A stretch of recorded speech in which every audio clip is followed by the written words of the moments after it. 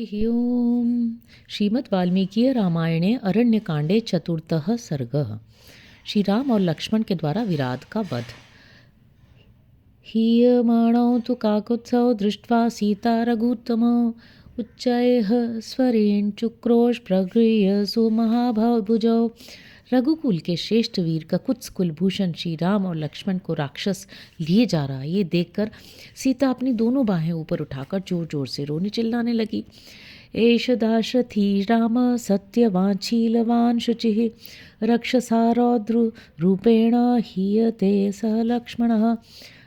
हाय, इन सत्यवादी शीलवान और शुद्ध आचार विचार वाले दशरथ नंदन श्री राम और लक्ष्मण को यह रौद्र रूपधारी राक्षस लिए जा रहा है। मामृक्षा भक्षयिष्यन्ति शार्दूलद्वीपनिस्थथा मां हरोत्सृज काकुत्सव नमस्ते राक्षसोत्तम। राक्षस शिरोमणि, तुम्हें नमस्कार है। इस वन में रीछ, व्याघ्र और चीते मुझे खा जाएंगे, इसलिए तुम मुझे ही ले चलो, किंतु इन दोनों ककुत्सवंशी वीरों को छोड़ दो। तस्यास्तद्वचनं श्रुत्वा वैदेह्या रामलक्ष्मणौ वेगं प्रचक्रतुर्वीरौ वधे तस्य दुरात्मनः।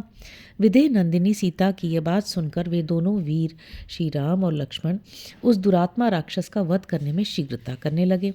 तस्य रौद्रस्य सौमित्रिः सव्यं बाहुं बभञ्जः रामस्तु दक्षिणं बाहुं तरसा तस्य रक्षसः। सुमित्रा कुमार लक्ष्मण ने उस राक्षस की बाईं और श्री राम ने उसकी दाहिनी बाह बड़ी वेग से तोड़ डाली। सभग्न बाहु संविघ्न पपाताशु विमूर्छितः धरण्यां मेघ संकाशो वज्र भिन्न इवाचलः। भुजाओं के टूट जाने पर वह मेघ के समान काला राक्षस व्याकुल हो गया और शीघ्र ही मूर्छित होकर वज्र के द्वारा टूटे हुए पर्वत शिखर की भांति पृथ्वी पर गिर पड़ा। मुष्टिभिर्बाहुभिः स्पद्भिः सूदयन्तौ तु राक्षसम् उद्यम्योद्यम्य चाप्येनं स्थण्डिले निष्पिपेशतु। तब श्री राम और लक्ष्मण विराट को भुजाओं, मुक्कों और लातों से मारने लगे तथा उसे उठा उठाकर पटकने और पृथ्वी पर रगड़ने लगे। सविद्धौ बहुभिर्बाणैः खड्गाभ्यां च परीक्षतः निष्पिष्टो बहुधा भूमौ न ममार स राक्षसः।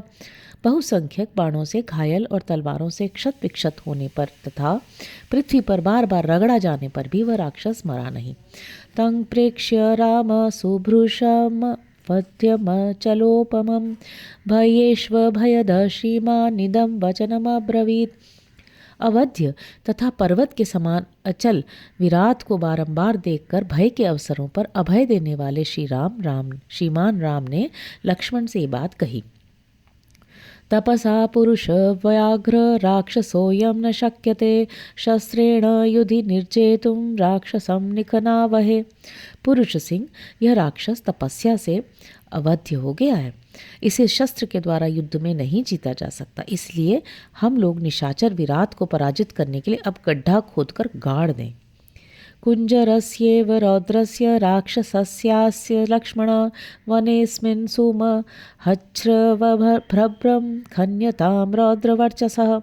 लक्ष्मण, हाथी के समान भयंकर तथा रौद्र तेज वाले इस राक्षस के लिए इस वन में बहुत बड़ा गड्ढा खोदो। इत्युक्त्वा लक्ष्मणं राम प्रदर खन्यतामिति तस्थौ विराधामाक्रम्य कंठे पादेन वीर्यवान। इस प्रकार लक्ष्मण को गड्ढा खोदने की आज्ञा देकर पराक्रमी श्री राम अपने एक पैर से विराट का गला दबाकर खड़े हो गए। तच्छ्रुत्वा राघवेणोक्तं राक्षस प्रश्रितं वचः इदं प्रोवाच काकुत्सं विराध पुरुषर्भवम्। श्री रामचंद्र जी की कही हुई ये बात सुनकर राक्षस विराध ने पुरुष प्रवर श्री राम से ये विनय युक्त बात कही। हतोऽहं पुरुष व्याघ्र शक्रतुल्य बलेन वै मया तु पूर्वं त्वं मोहान् न ज्ञात पुरुषर्षभ। पुरुष सिंह नरश्रेष्ठ, आपका बल देवराज इंद्र के समान है। मैं आपके हाथों से मारा गया, मोहवश पहले मैं आपको पहचान न सका। कौसल्या सुप्रजास्तात रामस्वं विदितो मया वैदेही च महाभागा लक्ष्मणश्च महायशाः। तात, आपके द्वारा माता कौसल्या उत्तम संतान वाली हुई हैं। मैं ये जान गया हूँ कि आप ही श्री रामचंद्र जी हैं। ये महाभागा विदेह नंदिनी सीता है और ये आपके छोटे भाई महायशस्वी लक्ष्मण हैं। अभिशापादहं घोरां प्रविष्टो राक्षसीं तनुं तुम्बुरुर्नाम गंधर्वः शप्तो वैश्रवणेन हि। मुझे शाप के कारण इस भयंकर राक्षस शरीर में आना पड़ा। मैं तुम्बुरु नामक गंधर्व हूँ। कुबेर ने मुझे राक्षस होने का शाप दिया था। प्रसाद्यमानश्च मया सोब्र मीन्मां महायशाः यदा दाशरथी रामस्त्वां वधिष्यति संयुगे तदा प्रकृतिमापन्नो भवान् स्वर्गं गमिष्यति। जब मैंने उन्हें प्रसन्न करने की चेष्टा की तब वे महायशस्वी कुबेर मुझसे इस प्रकार बोले, गंधर्व, जब दशरथ नंदन श्री राम युद्ध में तुम्हारा वध करेंगे तब तुम अपने पहले स्वरूप को प्राप्त होकर स्वर्गलोक को जाओगे। अनुपस्थीयमानो मां सक्रुद्धो व्याजहारः इति वैश्रवणो राजा रंभासक्तमुवाचः। मैं रंभा नामक अप्सरा में आसक्त था, इसलिए एक दिन ठीक समय से उनकी सेवा में उपस्थित न हो सका। इसीलिए कुपित हो राजा वैश्रवण कुबेर ने मुझे पूर्वोक्त शाप देकर उससे छूटने की अवधि बताई थी। तव प्रसादान् मुक्तोऽहम् अभिशापात् सुदारुणात् भुवनं स्वं गमिष्यामि स्वस्ति वोस्तु परन्तप। शत्रुओं को संताप देने वाले रघुवीर, आज आपकी कृपा से मुझे उस भयंकर शाप से छुटकारा मिल गया। आपका कल्याण हो। अब मैं अपने लोक को जाऊंगा। इतो वसति धर्मात्मा शरभंग प्रतापवान अध्यर्ध्य योजने तात महर्षि सूर्य सन्निभ तं क्षिप्रमभिगच्छ त्वं सते श्रेयोभिधास्यति। तात, यहाँ से 1.5 योजन की दूरी पर सूर्य के समान तेजस्वी प्रतापी और धर्मात्मा महामुनि शरभंग निवास करते हैं। उनके पास आप शीघ्र चले जाइए, वे आपके कल्याण की बात बतावेंगे।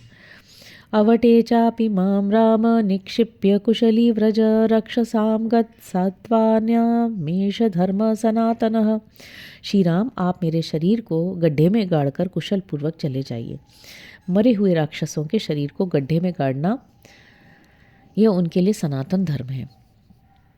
अवटे ये निधीयन्ते तेषां लोका सनातनाः एव मुक्त्वा तु काकुत्सं विराधः शरपीडितः बभूव स्वर्ग संप्राप्तो न्यस्त देहो महाबलः। जो राक्षस गड्ढे में गाड़ दिए जाते हैं उन्हें सनातन लोकों की प्राप्ति होती है। श्री राम से ऐसा कहकर बाणों से पीड़ित हुआ महाबली विराध जब उसका शरीर गड्ढे में डाला गया तब उस शरीर को छोड़कर स्वर्गलोक में चला गया। तच्छ्रुत्वा राघवो वाक्यं लक्ष्मणं व्यादिदेशः कुञ्जरस्येव रौद्रस्य राक्षसस्यास्य लक्ष्मणं वनेऽस्मिन् सुमहान् श्वभ्र खन्यतां रौद्रकर्मणः। वह किस तरह गड्ढे में डाला गया ये बात अब बताई जाती है। उसकी बात सुनकर श्री रघुनाथ जी ने लक्ष्मण को आज्ञा दी, लक्ष्मण, भयंकर कर्म करने वाला तथा हाथी के समान भयानक इस राक्षस के लिए वन में बहुत बड़ा गड्ढा खोदो। इत्युक्त्वा लक्ष्मणं राम प्रदरखन्यतामिति तस्थौ विराधामाक्रम्य कंठे पादेन वीर्यवान। इस प्रकार लक्ष्मण को गड्ढा खोदने का आदेश दे पराक्रमी श्री राम एक पैर से विराट का गला दबाकर खड़े हो गए। ततः खनित्रमादाय लक्ष्मण श्वभ्र उत्तमम् अखनत् पार्श्वतस्तस्य विराधस्य महात्मनः। तब लक्ष्मण ने फावड़ा लेकर उस विशालकाय विराट के पास ही एक बहुत बड़ा गड्ढा खोदकर तैयार किया। तब मुक्तकंठमुत्क्षिप्य शंखकुकर्णं महास्वनं विराधं प्राक्षिपच्छ्रवभ्रे दधन्तं भैरवस्वनम। तब श्री राम ने उसके गले को छोड़ दिया और लक्ष्मण ने खूंटे जैसे कान वाले उस विराट को उठाकर उस गड्ढे में डाल दिया। उस समय वह बड़ी भयानक आवाज से जोर जोर से गर्जना कर रहा था। तमाहवे दारुणमाशु विक्रमौ स्थिरावुभौ संयति राम लक्ष्मणौ मुदान्वितौ चिक्षित पतुर्भयावहं नदन्त क्षिप्य बलेन राक्षसम। युद्ध में स्थिर रहकर शीघ्रतापूर्वक पराक्रम प्रकट करने वाले उन दोनों भाई श्री राम और लक्ष्मण ने रणभूमि में क्रूरतापूर्ण कर्म करने वाले उस भयंकर राक्षस विराट को बलपूर्वक उठाकर गड्ढे में फेंक दिया। उस समय वह जोर जोर से चिल्ला रहा था। उसे गड्ढे में डालकर वे दोनों बंधु बड़े प्रसन्न हुए। अवध्यतां प्रेक्ष्य महासुरस्य तौषितेन शस्त्रेण तदा नरर्षभौ समर्थ्य चात्यर्थ विशारदावुभौ बिले विराधस्य वधम प्रचक्रतुः। महान असुर विराट का तीखे शस्त्र से वध होने वाला नहीं है, यह देख अत्यंत कुशल दोनों भाई नरश्रेष्ठ श्री राम और लक्ष्मण ने उस समय गड्ढा खोदकर उस गड्ढे में उसे डाल दिया, मिट्टी से पाटकर उस राक्षस का वध कर डाला। स्वयं विराधेन हि मृत्युमात्मनः प्रसह्य रामेण यथार्थमीप्सितः निवेदितः काननचारिणा स्वयं न मे वधः शस्त्रकृतो भवेदिति। वास्तव में श्री राम के हाथ से ही हठपूर्वक मरना उसे अभीष्ट था। उस अपनी मनोवांछित मृत्यु की प्राप्ति के उद्देश्य से स्वयं वंचारी विराध ने ही श्री राम को यह बता दिया था कि शस्त्र द्वारा मेरा वध नहीं हो सकता। तदेव रामेण निशम्य भाषितं कृता मतिस्तस्य बिल प्रवेशने बिलं च तेनातिबलेन रक्षसा प्रवेश्यमानेन वनं विनादितम्। उसकी कही हुई उसी बात को सुनकर श्री राम ने उसे गड्ढे में गाड़ देने का विचार किया था। जब वह गड्ढे में डाले जाने लगा उस समय उस अत्यंत बलवान राक्षस ने अपनी चिल्लाहट से सारे वन प्रांत को गुजा दिया। प्रहृष्ट रूपा विवराम लक्ष्मणौ विराधमुव्यार प्रदरे निपात्यतं ननन्दतुर्वीत भयो महावने शिलाभिरन्तर्द तुश्च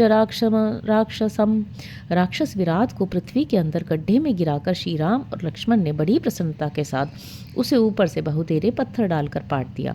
फिर वे निर्भय हो उस महान वन में सानंद विचरने लगे। ततस्तुतौ कांचन चित्रकारमुकौ निहत्य रक्ष परिगृह्य मैथिलीं विजहनतुस्तौ मुदितौ महावने दिवि स्थितौ चंद्र दिवाकराविव। इस प्रकार उस राक्षस का वध करके मिथिलेश कुमारी सीता को साथ ले सोने के विचित्र धनुषों से सुशोभित हो वे दोनों भाई आकाश में स्थित हुए चंद्रमा और सूर्य की भांति उस महान वन में आनंदमग्न हो विचरण करने लगे। इतिहासे श्रीमद् रामायणे वाल्मीकि आदि काव्ये अरण्य कांडे चतुर्थः सर्गः। इस प्रकार श्री वाल्मीकि निर्मित आर्ष रामायण आदि काव्य के अरण्य कांड में चौथा सर्ग पूरा हुआ। हरि ओम।